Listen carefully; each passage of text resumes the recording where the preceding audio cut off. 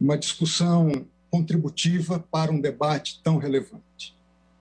E para isso, em primeiro lugar, nós precisamos definir do que nós estamos tratando hoje. Mas para definir sobre o que nós estamos tratando hoje, é importante, antes de tudo, definir do que nós não estamos tratando. Nós não estamos tratando de um debate entre vida e morte. Nós estamos tratando, isso sim, de uma perspectiva onde todo cristão se presume defender a vida incondicionalmente, onde todo cristão sabe e reconhece os riscos e perigos desta doença terrível, e onde todo cristão sabe que precisa tomar, sim, cuidados e cautelas diante desta enfermidade. Não se trata também de uma discussão política. Eu digo isso para que todos partamos do princípio e do consenso de que todos nessa discussão defendemos a vida. É imprescindível essa perspectiva. E isso é importante porque em uma sociedade tão tensa como a que nós vivemos hoje, parece que pensar diferente de nós significa a desqualificação dessa pessoa e da sua própria condição de pensar diferente de nós, atribuindo a elas adjetivos inapropriados e ofensivos a um Estado democrático de direito. Se é assim, do que nós estamos tratando? Nós estamos tratando de um partido político que apresenta a sua demanda para que, em essência, religiões cristãs, católicas e evangélicas possam realizar seus cultos, possam ir às suas igrejas. Mas dentro desse contexto é importante fazer, e eu faço como registro histórico, o que significa para o cristão a igreja. E os primeiros registros históricos da igreja cristã está na própria Bíblia, de modo muito específico, no livro dos Atos dos Apóstolos.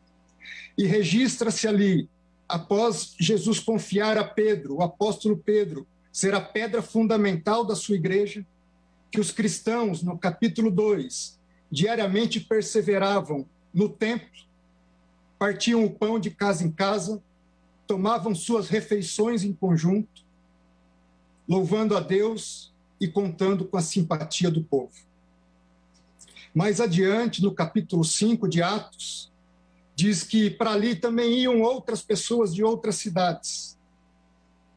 Porém, levantando-se o sumo sacerdote e todos os que estavam com ele, prenderam os apóstolos e os recolheram à prisão.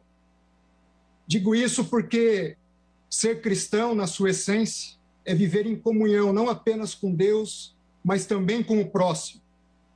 Ser cristão é estar junto ao próximo, é ter compaixão do próximo.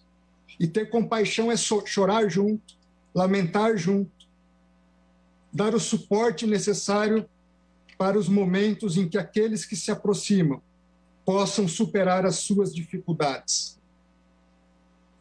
Dentro desse contexto, a comunidade cristã, ela nasce, cresce e até os dias de hoje existe, não apenas para um ato de adoração a Deus, mas para um compartilhar comunitário de vidas, de experiências, de alegrias, de tristezas, de sentimentos, de dores, de esperança e de amor. À luz do cristianismo, sem compaixão, não há culto a Deus. Sem vida em comunidade, não há cristianismo. Do contrário, nós estaríamos tratando da mera expectativa de uma reunião de pessoas para se ajuntar em determinado momento do seu dia e das suas vidas. Tanto não é isso que Jesus Cristo, conforme relata São Mateus, disse: por onde estiverem 2 ou 3 reunidos em meu nome, ali eu estarei no meio deles. Se é assim, de modo mais prático, do que é que nós estamos tratando? Nós estamos tratando da seguinte discussão: se em momentos de calamidades públicas o que prevalece é a Constituição ou valem outras regras? Se nós podemos suprimir direitos fundamentais sem o respeito às normas previamente estabelecidas pelo poder constituinte? Se nós podemos fazê-lo independente da decretação de medidas excepcionalíssimas, como estados de defesa e de sítio? E aqui registro, não os defendo, não é o caso de medidas como essa. A verdade é que sabemos sim que o Supremo Tribunal Federal delegou aos estados o poder de estabelecer medidas restritivas às atividades da comunidade. Mas até que ponto essa delegação foi um cheque em branco?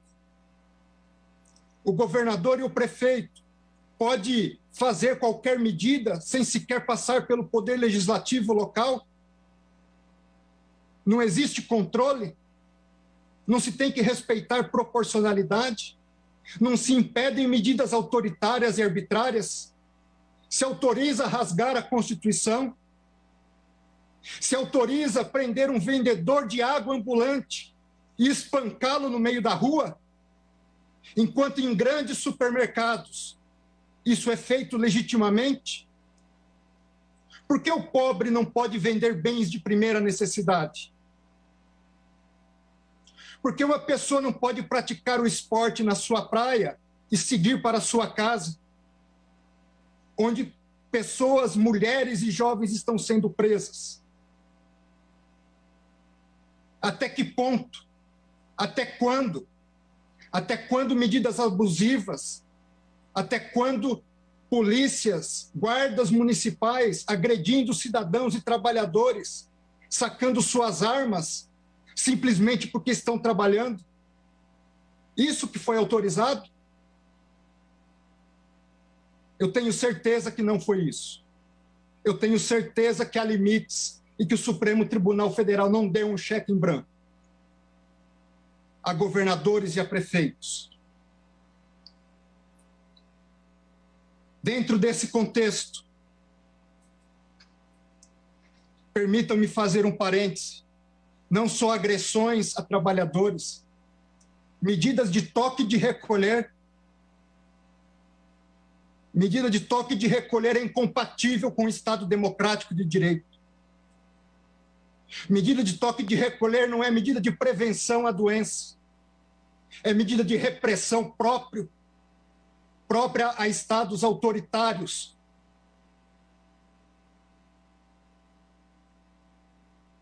Falemos um pouco de injustiça para tentar encontrar a justiça. Tanto é injusto fechar-se templos e atividades religiosas, que a Suprema Corte dos Estados Unidos, em 2 precedentes, disse isso ser inconstitucional. Um deles citado brilhantemente pelo ministro Gilmar Mendes. E o segundo que trata de medidas adotadas pelo Estado da Califórnia, onde disse a Suprema Corte dos Estados Unidos, em um dos seus votos: há 4 razões alegadas pelo Estado para proibir os atos religiosos. Em primeiro lugar, a alta interação entre pessoas. Segundo, proximidade física. Terceiro, permanência em períodos longos no mesmo local. Quarto, haver atividades de canto religioso. Diz a Suprema Corte, ninguém duvida que esses fatores podem aumentar o risco. Ninguém duvida que há um interesse público em diminuir esse risco. Essa Corte diz, não está negligenciando o sofrimento que muitos experimentam na pandemia. Porém, o Estado da Califórnia se equivocou na medida em que sugere que esses 4 fatores estão sempre presentes na atividade religiosa ou sempre ausentes em outras atividades seculares que a sua regulação permite. O Estado da Califórnia não buscou explicar por que não poderia enfrentar essas preocupações legítimas com regras mais brandas do que o banimento completo dos cultos. Em segundo lugar, vamos comparar situações fáticas similares. Como estão nossos ônibus, nossos trens, nosso transporte aéreo.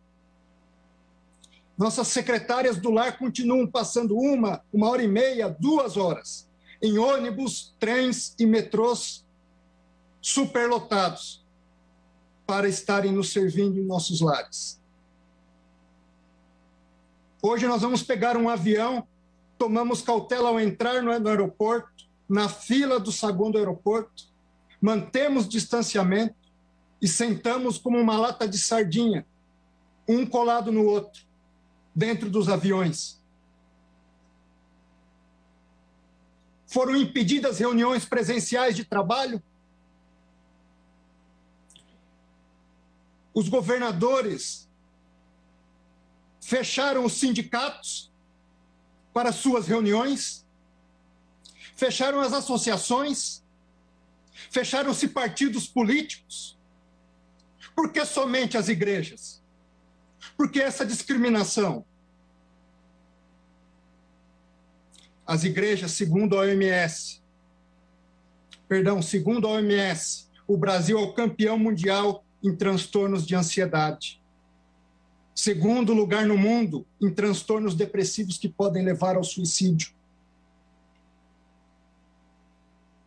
E diante de uma situação como essa, artigo publicado no Jornal da Associação Americana de Medicina Psiquiátrica diz que suicídio e coronavírus fazem a tempestade perfeita.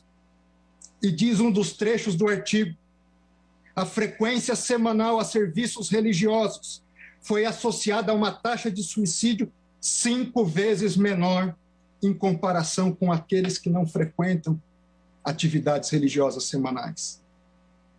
No Japão, aumento de 70% no número de suicídios de mulheres em outubro de 2020. Só que, diferentemente de Japão e Estados Unidos, o pobre brasileiro não pode pagar psicólogo. Muitas das vezes é o padre, é o pastor, que está em locais onde o Estado sequer se faz presente.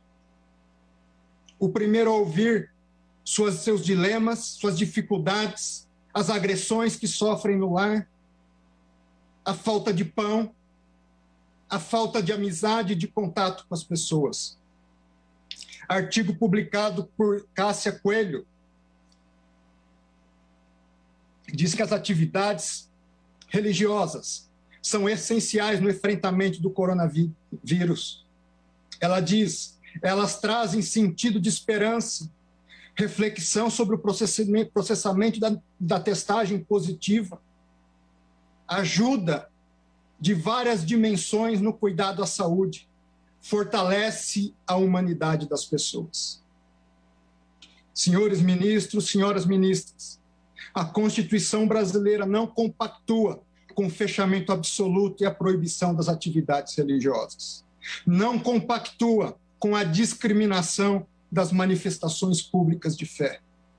Tanto é assim que remédios excepcionalíssimos da própria Constituição não admitem sequer esse tipo de medidas que estão sendo adotadas regionalmente.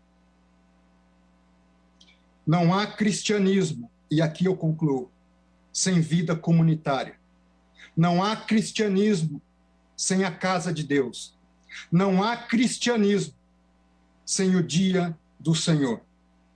É por isso que os verdadeiros cristãos não estão dispostos jamais a matar por sua fé, mas estão sempre dispostos a morrer para garantir a liberdade de religião e de culto. Que Deus nos abençoe, tenha piedade de nós, e eu começo por mim. Muito obrigado.